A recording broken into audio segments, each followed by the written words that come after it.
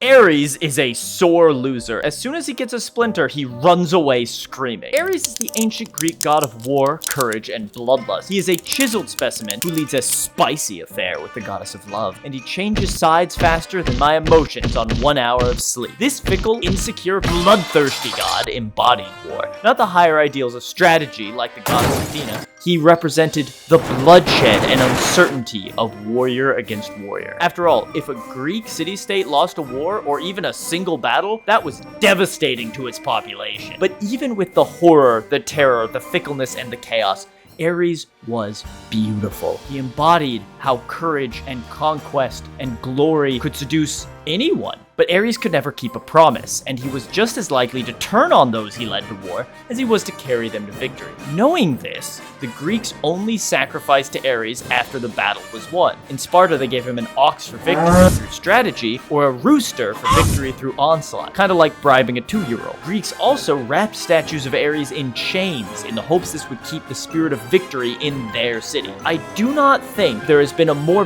beautiful representation of war in mythology. The Greeks truly understood the horror and the allure of war. To make Ares a whiny, uncontrollable, handsome god fits that perfectly.